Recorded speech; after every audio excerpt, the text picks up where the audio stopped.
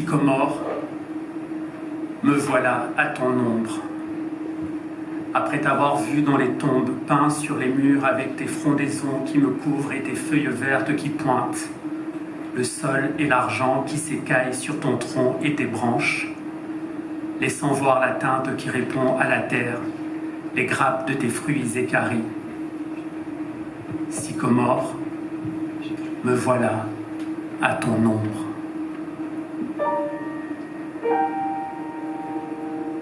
Ce matin, tu me parles de tes ancêtres et j'entends ta sève bruire au-dedans, musique qui se conjoint à la rumeur du vent.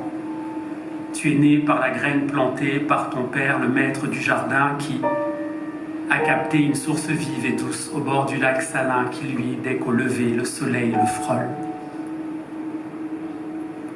Tu te ferais stèle qui accueillerait la parole de l'oracle. Les hiéroglyphes en leur énigme ont été saisis par l'homme grec venu en ses franges où court le sable pour que par lui, sa langue se répercute loin sur les hauts monts dont les défilés et les cols conduisent au verger d'Inde et à ses déserts. Ce n'est pas de ton bois qu'on aurait taillé les boucliers de la conquête gainée de cuir. Comment aurais-tu jadis voyagé vers les contrées où ont été célébrées les noces exogames et puis la clameur qui exalte l'étranger et lui donne part au bien qui n'est plus propre au sien seul? En toi, je perçois cette mémoire juste et hospitalière. Maintenant, que tu ressuscites si près de la frontière qui ne respecte pas les dunes mobiles ni la troupe des chameaux qui errent plus épuisés que les âmes que la soif accable sur le fil rompu de leur piste. S'ils arrivent, ne reviendront plus. Et toi, Sycomore, resteras-tu témoin de ces pèlerins perplexes partis d'un pays où les pattes d'éléphant s'appuient sur l'humus en quoi tes troncs s'enfoncent? Je rêve de tes racines où tout point mobile s'écoute dans l'immobilité, que le silence fixe. Salut à toi en ce matin béni, source qui sourd du fond de la terre dans son eau. L'homme retrouve la chaleur de la femme, bulle qui fuse, cohorte d'ascendantes méduses qui à la surface explose la forme captée à l'instant où elle se dissout dans le néant. Coupe d'un vin qui favorise l'éclat des gerbes, feu d'artifice qui fête nos heures fastes dans la genèse d'un soleil qui nous caresse la main et le visage selon une musique continue qui oriente les sens vers le frisson de l'ange. Sur le miroir vermoulu où le palmier se reflète, plan d'eau qui frémit comme la peau des amants et qui tourne sur lui-même. Infime mobilité de l'immobile. Les atomes d'imperceptibles turbulences se font et se défont au hasard des pulsions qu'enregistre le disque tendu vers le ciel. Sycomore, me voilà à ton ombre.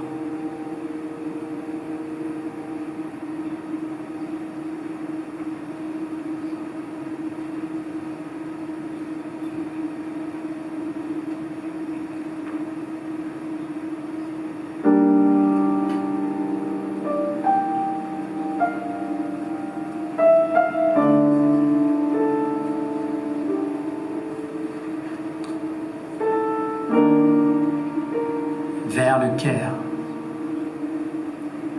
Face à un rougeoiement de la forge céleste, Vulcain étincelle soufflait sa flambe là où se couche le soleil dans les cieux, au-dessus de la nature cotonneuse des nuages.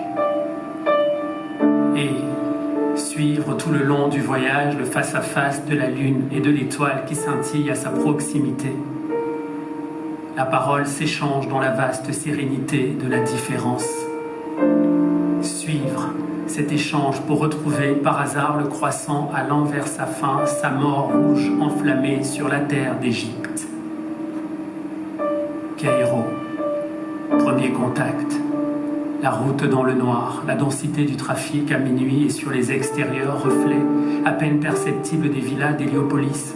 Dans le gouffre de la cité des morts, présence monumentale tapie dans l'ombre, profil couleur terre et désert qui progresse sur les parois de la nuit. Approche de la citadelle, face au Mukatam, terre, roche nue et gris de terre en pleine ville, empire de la poussière, puis l'île de Rhoda, les berges du Nil, fleuve hautain, fulgue silencieuse. Le matin, les odeurs, les bruits, les couleurs de la ville. Tôt, l'odeur des fèves et de la poussière, bruit du poulailler en pleine ville sur fond de trafic, soleil qui perce tôt, amoindri par un voile de brume.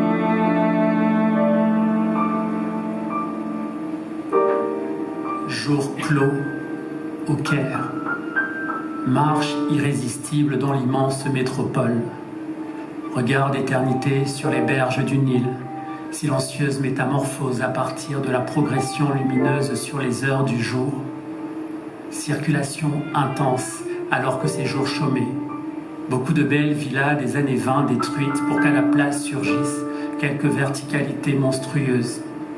Caïro est une ville qui continue à être animée par l'esprit de la ruine, un pas en avant dans la grandeur de la ruine.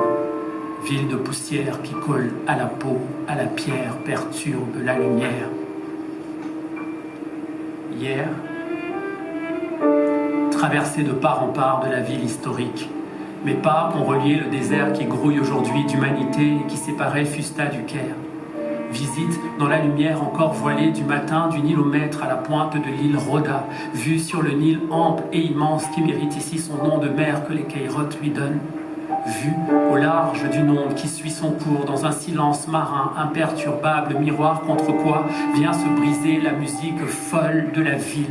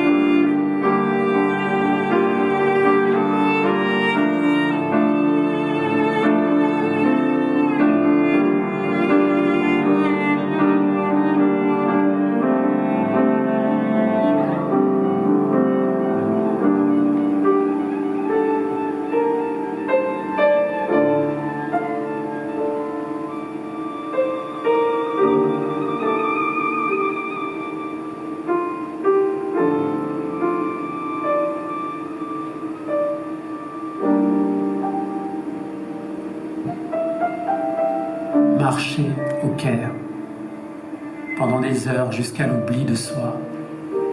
La marche pour l'exercice mystique, jusqu'à la transe, l'outrance dans laquelle on met à l'épreuve l'esprit et le corps. Le règne, l'empire de la poussière, les voitures partout, à droite, à gauche, dans les cieux. La ville est un immense écran de moteur qui ronronne, qui roucoule, qui roule, traversé d'un chemin de fer. Elwan Tahrir.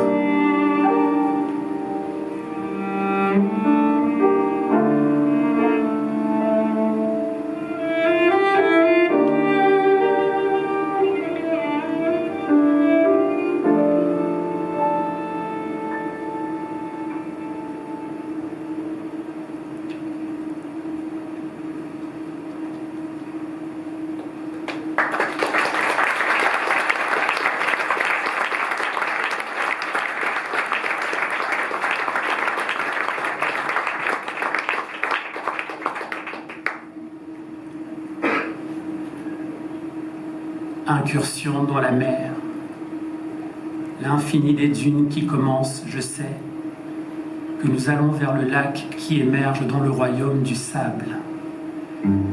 Baignade et nage dans l'eau salée pour aller loin de la berge en vue de rejoindre l'autre rive.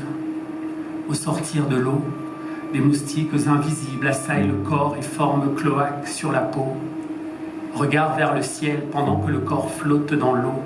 Ciel que signent ces mêmes oiseaux au corps noir à la queue blanche, volant comme une main qui s'ouvre et qui se ferme alternativement, poigne et main ouverte, celle de l'offrande et du don. Thé, au coucher sur la crête de la dune suivie tout du long, après s'être fait glisser sur la pente de sable, pureté qui purifie.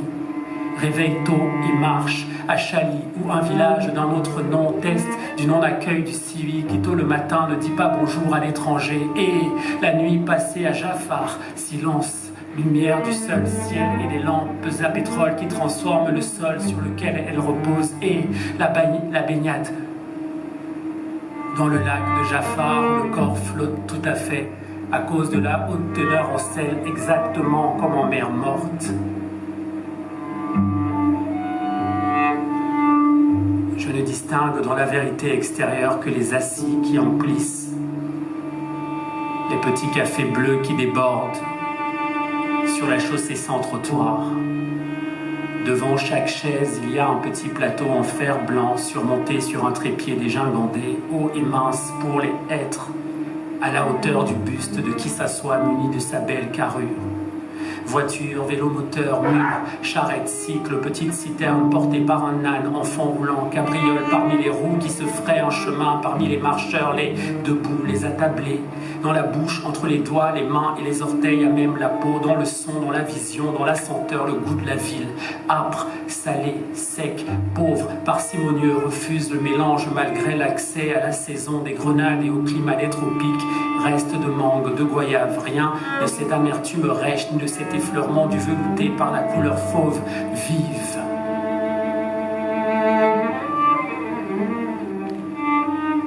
Et la ville est un corps que je touche. Je marche dans un corps à corps avec la ville qui s'incarne dans ce mélange d'humidité vague auquel s'agglutine la poussière comme s'il y avait un avant-goût à la glaise par laquelle le dieu potier, sculpteur de terracotta, avait fait l'homme. La ville s'incarne dans la matière originelle de laquelle serait née la forme humaine. Mélange de terre d'Inde, poussière traversant les mers et les déserts et de l'eau bénie, sacrée suit un temps à travers le nombril du monde, puis d'Arabie, d'entre grottes et montagnes, cheminant secrètement dans le dépôt aquatique du Nil. La dissémination du corps le soir avançant dans les lumières de la ville. Il y a comme une hypostase, le corps c'est la ville c'est le corps, deux fondent en un et deux restent divisés en un et un. La consubstantialité ne dissout pas les identités et mon corps c'est la ville.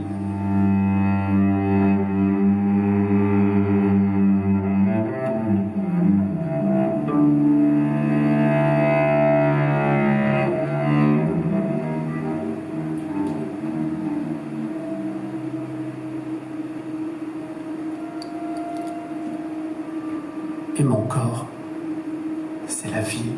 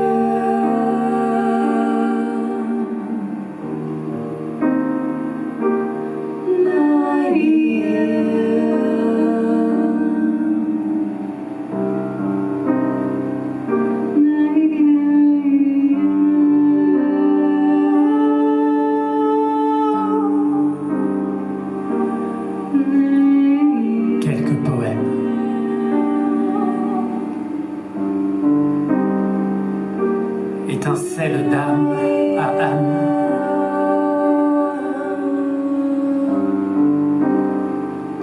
Qui se dresse en vertige et s'érige au-dessus des désastres.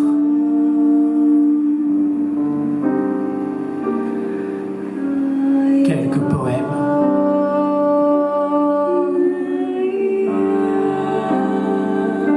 Étincelle d'âme à âme.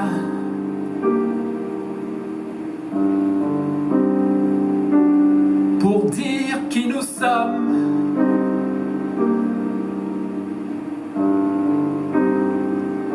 Quelques poèmes pour dire qui nous étions demain, qui nous serons hier encore.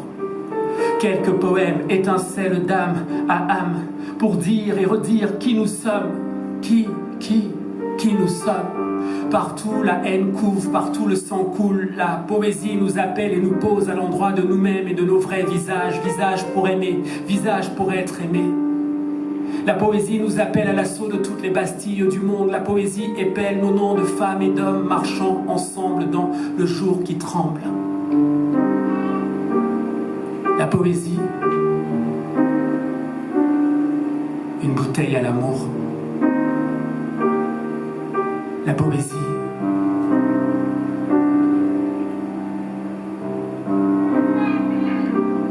une prière à l'aube.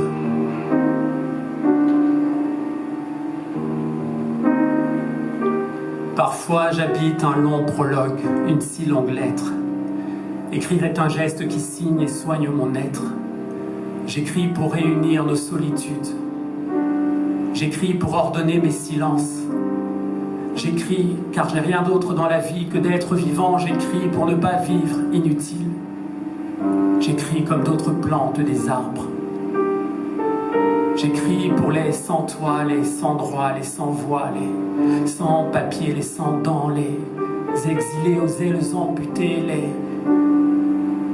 utopistes et les rêveurs acharnés, les romantiques, les innocents jugés coupables d'aimer l'amour, les extrémistes de la beauté, ces gens-là qui refusent de mettre leur cœur en berne, ces gens-là qui savent où se situe le polémos, le seul vrai, le seul juste combat à mener contre nous-mêmes, c'est-à-dire aussi pour nous-mêmes. Quelques poèmes.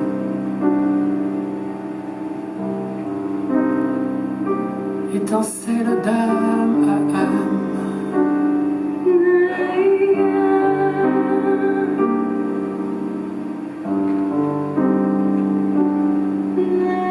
Quelques poèmes.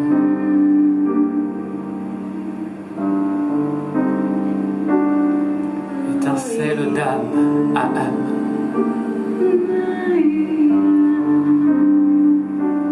Pour dire qui nous sommes.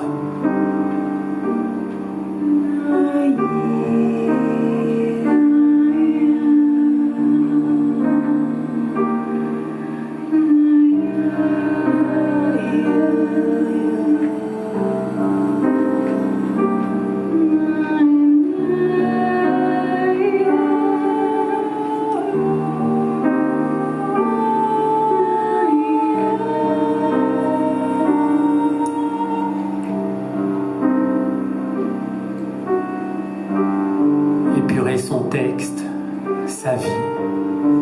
Prendre le temps non pas de choisir, mais de se laisser choisir par les mots justes. Se laisser choisir par les mots justes.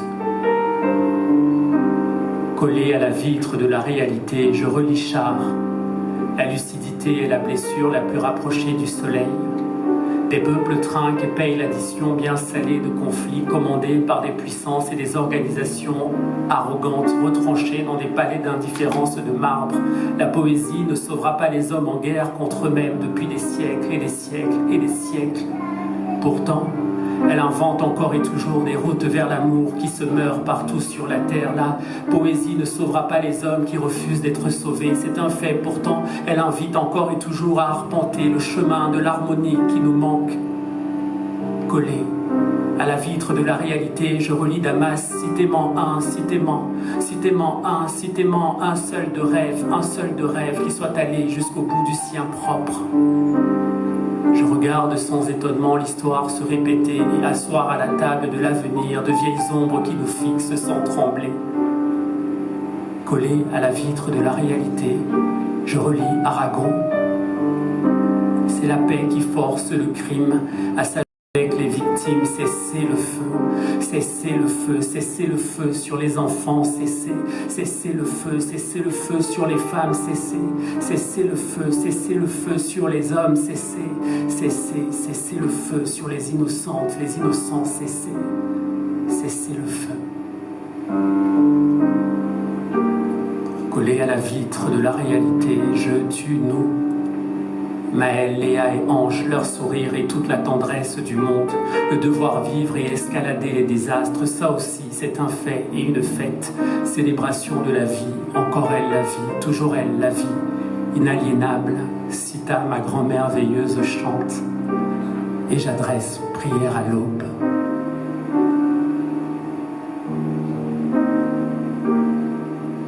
Quelques poèmes.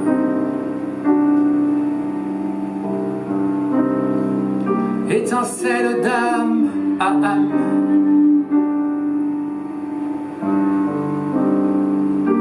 pour dire qui nous sommes.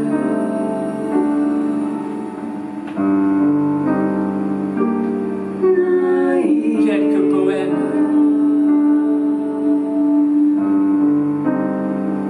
Étincelle d'âme à âme,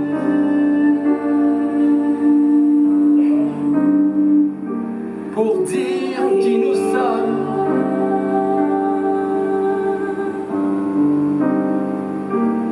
Nous sommes du monde.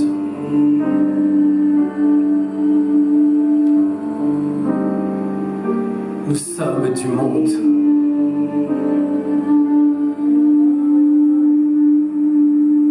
Nous sommes du monde.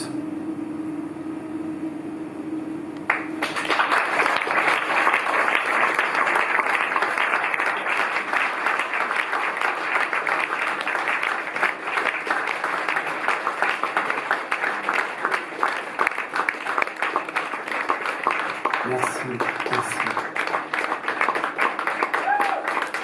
Alors, Capitaine Alexandre, Lola Malik et Caroline Benz. Merci beaucoup, merci à eux. Merci pour cette lecture très puissante, notre Alexandre.